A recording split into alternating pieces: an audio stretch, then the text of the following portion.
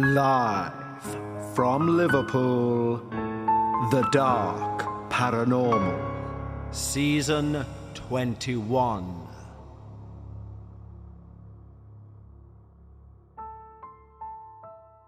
Hello everyone and welcome back to The Dark Paranormal, Season 21, Episode 3. Now firstly, a huge thank you as ever for all of your feedback following last week's episode, Katie's Room.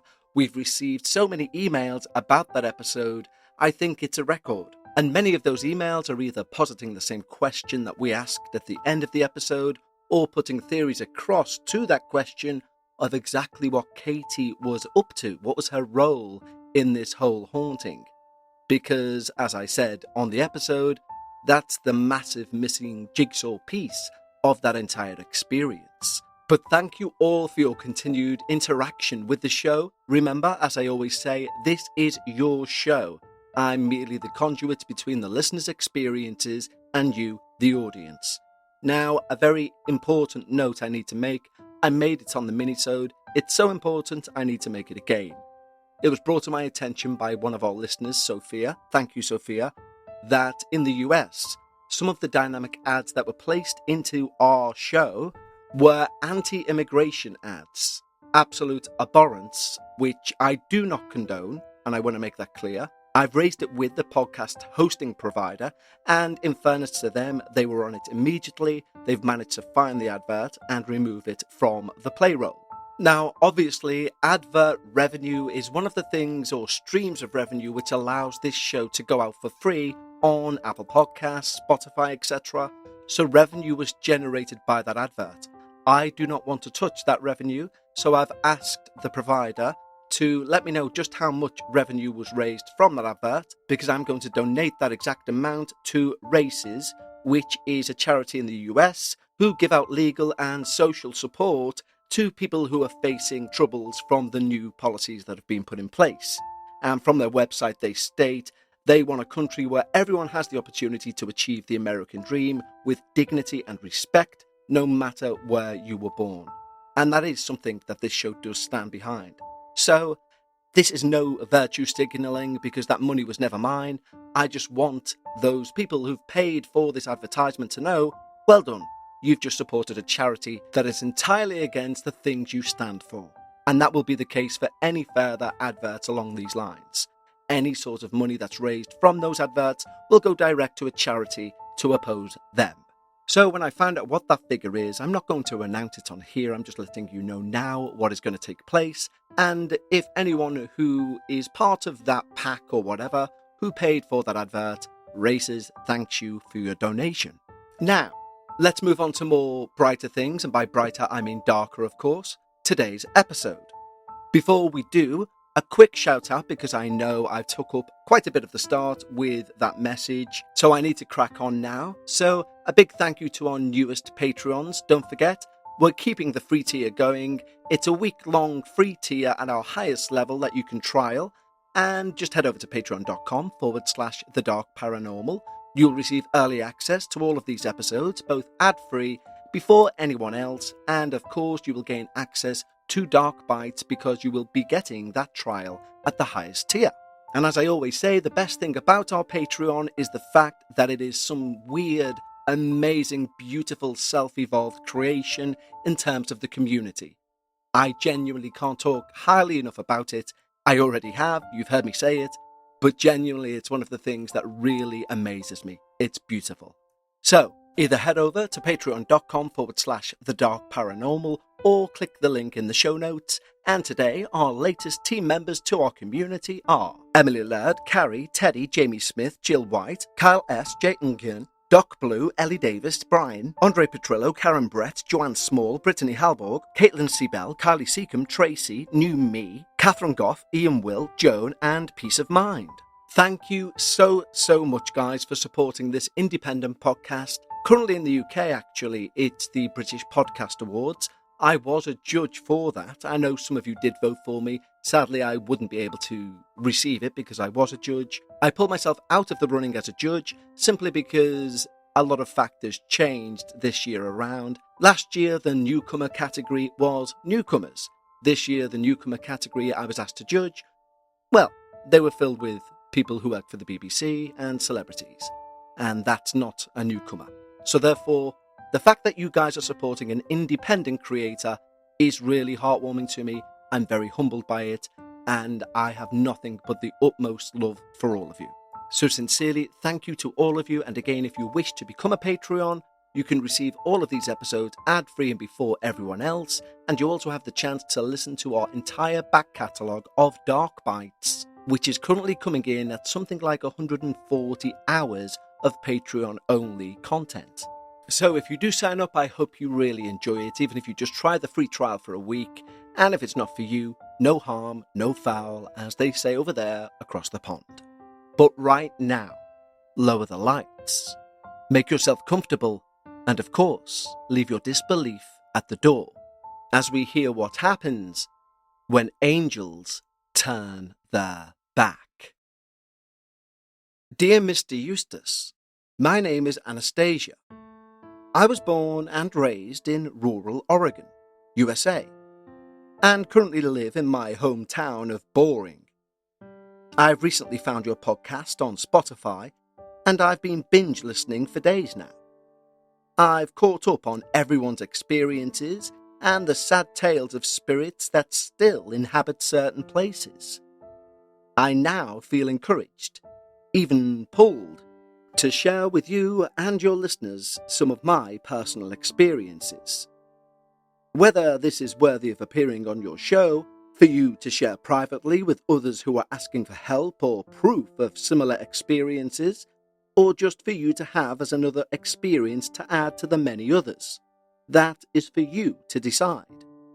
I will try to stay as brief as I can, as I'm known as somewhat of a talker. I'll also try to only include pertinent information as it relates to the situation. Okay, here I go. My family is Russian, and I was raised Russian Orthodox Christian from birth. The women in my family have always been sensitive to the other side, mostly through dreams, intuition, and sensing the feelings of an area. I'm the first one, as far as I know, that can see aspects of the other side. My patron saint / namesake, a saint or martyr an Orthodox Christian is named after, is Great Martyr Anastasia of Rome. During her life, she was known to visit prisoners and heal their wounds. She saved those suffering from the effects of potions, poisons, spells, and other harmful substances. She was also a prominent exorcist of demons. I believe this could be a factor into why I see them, when my other family members don't. I too have always had very vivid dreams, and I can almost always recall them to excruciating detail. In my dreams, I've discovered a family member was dying. I've spoken to my husband's dead father, who I never met. I've been comforted by my own father after his death.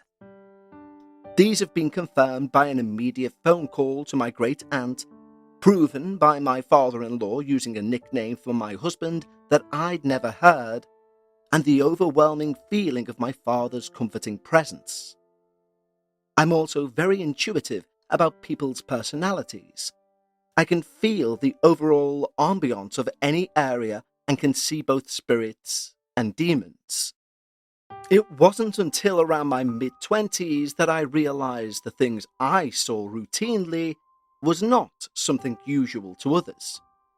I see them everywhere, down the street, in every home except one that I've lived in cemeteries, and hospitals are flooded with them. Spirits act strangely. They stand in a wooden way. They don't have normal body language, for want of a better word. They will make eye contact, but will not acknowledge the connection past that. They're stuck or frozen, and I'm always filled with a feeling of both confusion, sadness, and also uncertainty when I encounter them. Demons, or evil / malevolent spirits, are very different. Their goal is fear, specifically my fear. I've had a few very intense interactions with demons and some very scary experiences with both angry and lost spirits. And I want to share some of those experiences, the more severe experiences, with you and your listeners. My first experience with demons was with my ex-husband. When I met him, he was a self-proclaimed Satanist. But when he explained what he believed, it was more along the lines of, I am my own God, I worship myself, versus I worship Satan. He was also an alcoholic and secret meth user. But I was foolish. I thought I gave him something to live for, that he would change and step up to the challenge. But I now know much better. His son from his previous marriage came to live with us when he was just 10 years old. His mother was living at the time in a halfway house, being recently released from prison for many crimes. My stepson chose to live with us rather than live with her and her boyfriend at the halfway house. In the time my stepson lived with us, he expressed an interest in the Orthodox Church and requested to be baptized. But he wouldn't do it without his father being baptized with him. So, my ex-husband agreed to be baptized along with his son. Exactly 1 week before they were both due to be baptized, I battled demons for the very first time. Something woke me in the middle of the night. It was the sound of something being dragged down our house's hallway. My parents were staying with us. My husband was sleeping next to me. My stepson was in his room sleeping. No one else heard it. But I got up and followed that sound to our living room. The entire house was freezing, and this was the middle of summer, a hot night. I could not see my breath, but I did have goosebumps that riddled my entire body. The dragging sound stopped as I entered the room, so I waited. I waited to see what would happen next. A major thing I noticed immediately was that my cat had followed me into the room and began hissing, swatting her claws at nothing. And she doubled in size due to her fear. Her gaze was darting all over the room, like she was seeing multiple threats at once, and she didn't know where to focus her attention first. The next thing I know, there's a loud growling in the room, loud enough to make me cover my own ears and wait for the rest of the family to come running in. But they never did. I immediately went to our prayer corner, I lit a candle, and I opened the prayer book. I grabbed at the hard front and back cover of the book, and it fell open to the prayer to Archangel Michael for protection. My cat had followed me and positioned herself at my feet, facing the open room behind me, hissing and swatting at something. As I began to pray, I heard such a commotion behind me. Air moved behind me, the growling continued. Movement of our furniture across the room, loud groans, the opening and closing of our sliding glass door. I was too terrified to turn around to see what was happening. I began to say prayers to Archangel Michael, and the noise subsided. I stopped praying and slowly began to turn my head to look behind me. And my cat began to screech again, and the noise got really loud again, so I turned back to the icons in our prayer corner and kept praying. I recited the same prayer over and over again till dawn. As the sun came up and the room began to light up, I dared again to stop praying. Nothing. No noise. Calm cat. So I dared to close the book and turn around. My living room was in shambles. The sliding glass door wide open. The couch upended. Books from the bookcase were strewn over the floor. Dining room chairs were tipped over. I began crying and I ran to get my mum. She'd heard nothing, as was the case with all the other family. I woke her up and she spent the next hour calming me down, hearing me, telling me I'd battled demons for my husband and my stepson's souls. The devil wasn't happy about losing one of his own to Christianity, and I was battling for their souls. Upon sharing with our priest what happened, he agreed. He said I'd led an exorcism-type battle for my husband's soul. He also informed me later that the demon of addiction, my ex-husband, was addicted to alcohol and, unbeknownst to me, meth, would keep trying to tempt him, to try and take him, and it would do anything to keep him weak and addicted. Unfortunately, my ex-husband was not able to break the bonds of addiction, and his erratic and violent behaviour led to the ultimate death of our marriage 4 years later.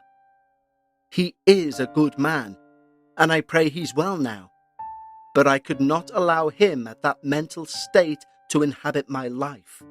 His son had already chosen to return to his mother at the halfway house rather than be a victim of his father's addiction. I pray they are both happier now. The second time I battled evil was due to a house, not a person.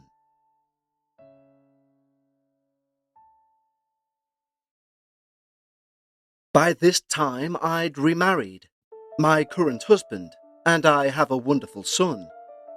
When my son was around 5 months old, we moved into a house on Rhododendron, Mount Hood, and it was a beautiful home, situated just above a stream, and we could hear it babble year-round from our wraparound wooden porch in the Mount Hood National Forest. Beautiful giant fir trees would touch our porch railing, and we had black bears scratching their backs and sharpening their claws on trees just 20 feet from our door. Mountain lions would frequent the area, with their young in spring and summer. Flying squirrels would sneak snacks from our feeders at dusk. Deer would traipse through our yard, eating berries and plants as they meandered. It was my favourite place, except for the house. The house was troubled. Kevin, I've provided links to pictures of the house as it's now for sale, but it did not look like that when we lived there. It was an unusual house. A tiny kitchen, a huge living room, a 12-foot vaulted ceiling. The ceiling was made of knotty pine, a beautiful and unique wood with tons of character. No slat was the same, each lending a bit of character to the home. Other than that, it was a dark, dank nightmare, covered in wooden panels. My son's room ate light. No matter how many floor lamps, desk lamps, night lights we would put in there, the room was near to pitch dark all the time. The minute you'd walk in, the hair on your neck and your arms would stand up. Something was in there all the time. My mother hated that room. She'd refuse to go in. Anytime my son was in that room, I tried to be in there with him. I just felt I couldn't leave him alone in there. That was the only other room, besides the master bedroom where me and my husband were. In the end, my son slept with us on most nights. The master bathroom was another ominous room. I took one shower there, but feeling immediately that someone was watching me, I never showered in that room again. One day I was feeding my son in his high chair while he faced the hallway to the bedrooms and bathrooms. Suddenly, he moved his head a few inches to the side and focused on something behind me and said, "Hello," using his chubby baby fingers to wave at something. I thought he was just being funny, so I moved my head back into his vision, and he directly moved to the opposite side to once more see around me and said again, "Hello," as he waved again at something behind me. I went cold.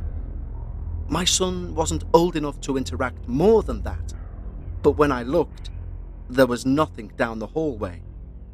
When I asked who he saw, he just kept waving at someone. someone I couldn't see. About 3 months after we moved in, my husband, who's a retired military policeman, came running out of our bedroom at midnight. I was watching TV low as to not wake my son, who was sleeping on the couch. And my husband came panicked out of our room at the end of the hall. "Did you hear that? What the hell was that?" he yelled. I said, "What are you talking about? I didn't hear anything."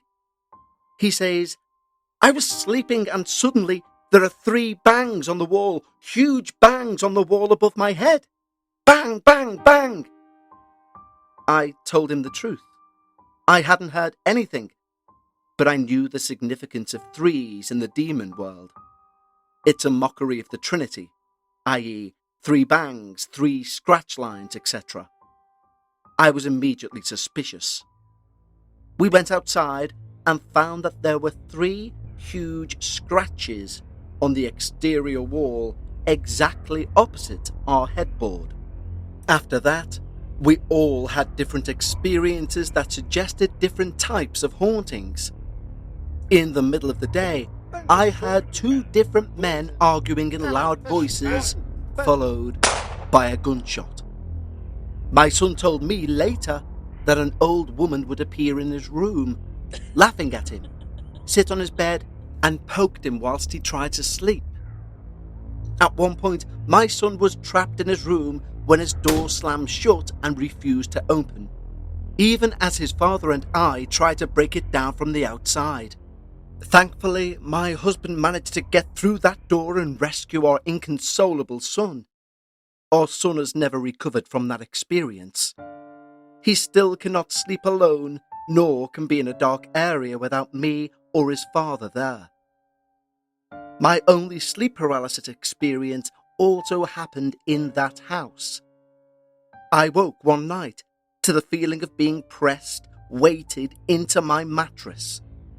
I looked up, and at the side of my bed was a woman wearing a large pleated skirt, long-sleeved high-neck blouse, and a hat with feathers. She was staring directly into me, but saying nothing. I could not move. I could breathe fine, but the fear was making it difficult to catch a breath. As I watched her, she walked slowly around the foot of my bed to the main space of the bedroom. My eyes followed her. Suddenly, I saw she was joined by many other people, gathering in the room. Men and women congregating together, talking in hushed tones. She kept my gaze the entire time she moved around the room.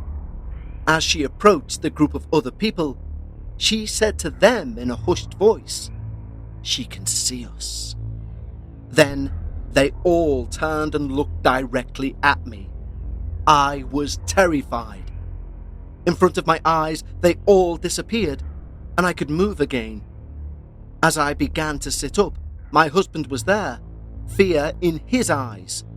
He said, "You were panting in your sleep, like you were having a panic attack. Your eyes were huge. Are you okay?"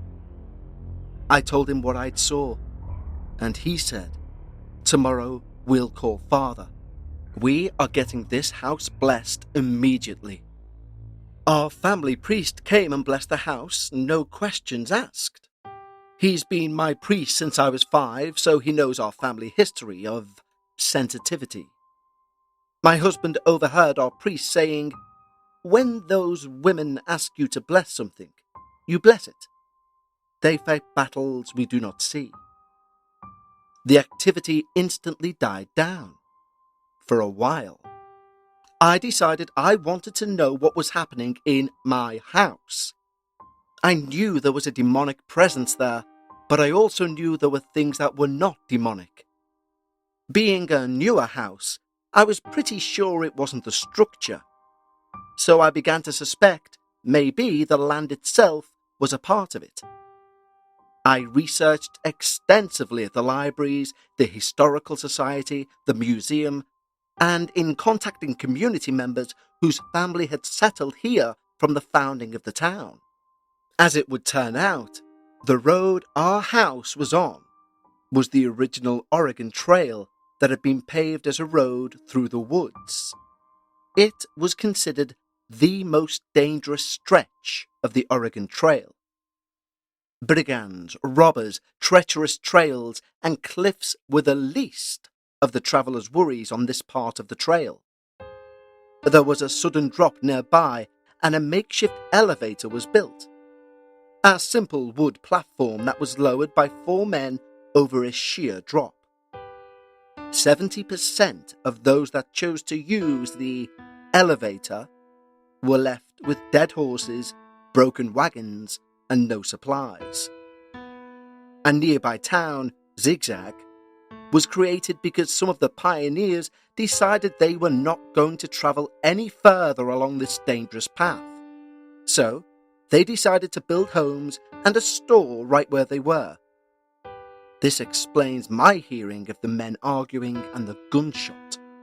A link to one of the many stories of murder, mayhem, and intrigue that happened on the Oregon Trail can be found by searching Murder on Mount Hood, the story of Perry Vickers, Mount Hood history.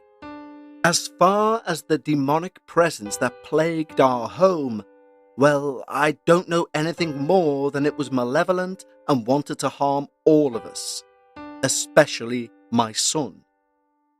We had that house blessed every 3 months, because around that time the activity would increase in severity. Once the house was blessed, we would have a week of nothing, and then gradually it would increase until we had to have the house blessed again.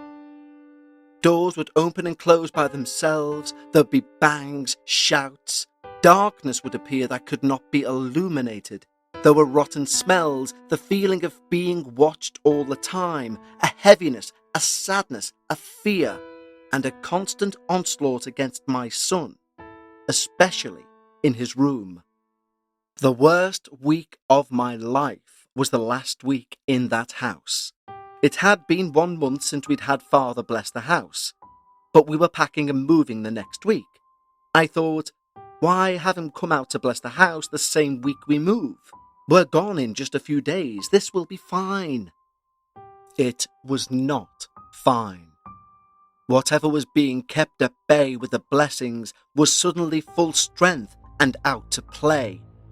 Voices, screaming, children crying, arguments, lights turning on and off, icy cold spots. We even had to close off my son's bedroom because the room was so cold it was ice cold. Toys would run until batteries died, even when switched off. Shouts could be heard from my son's empty room, followed by his door slamming. I have never experienced anything that intense for that long in my life. It was awful. At that point, we moved into our current house, the rectory on our church property. For the first time in my life, I'm living in a house that is not haunted by something. We all, my husband, now a deacon, my son and myself, have had experiences with angels in our home, but nothing evil or malevolent. We feel protected and safe, able to relax. But my son still cannot sleep alone, nor be in a dark area by himself. But to be fair, I'm 43, and I'm afraid of the dark as well. I'm sorry that this has turned out to be such a long experience. If you've read this far, thank you. I must thank you for the amazing work you do. Being someone who can participate in the spirit realm is very isolating, and you are bringing us together, us who can commiserate and share amongst each other, and that can be life-changing for those who do not have a support system. You can see in the house pics I've sent you, Kevin, that it clearly has been drastically renovated since we moved from there. The pictures look great now, but my husband and I can still see what we lived through when we look at them. Thank you and God bless, Anastasia. Well, Anastasia, thank you for giving us episode 3 of season 21. And it's intriguing that you do say, I'm sorry if this has gone on too long, because for me, there is so much to unpack within that experience, that I think this was kind of the condensed version. It would definitely sound that way. Obviously, on a personal level, I know nothing other than what you've stated in your experience about your personal life, but from a paranormal perspective, you have lived one hell of a life, quite literally. And it's an interesting thought, given you were brought up in a family who believed in the paranormal, a family who believed in each other's abilities to sense the paranormal. And I do wonder both the positive and negatives of being brought up in that sort of environment, as well as the positives and negatives of being brought up in a non-believing house when you experience something. We obviously hear the latter much more frequently. Somebody experienced something in a house of non-believers and not having that support system that you had. So from that perspective, it's great. Well, I say it's great. It's obviously horrific, but it's a good thing to have that support network when you experience the darkness of the other side. But part of me wonders if sometimes that rational approach is needed from the people who have experiences and are in a family of non-believers. Because sometimes when you're on edge, as we all know, the shadow you see in the corner is a shadow. But not when you're on edge. So it's an interesting little thing to think about. There's no right or wrong. But I know I'd sooner, personally, be in a family of believers than non-believers. But either way, Anastasia, thank you so much for your tale of absolute terror. Now, don't forget, guys, this is your show. We are in the midst of season 21, but as you know, it's a very fluid show. So, if you're sat listening right now and you have your own personal paranormal experience that you want to share, either click the link in the show notes or go to thedarkparanormal.com and click Submit My Experience. But until next time, take care, stay safe, and also, once more, a big thank you to that political party in America for their donation to help people seeking legal and social support, whilst they fight to simply live. It's very, very noble of you. Anyway, take care, guys. I can't wait to speak to you all next week for episode 4. And until then, remember, when you're discussing the paranormal, always try and leave some of your disbelief at the door. And I'll see you next week right here on the Dark Paranormal.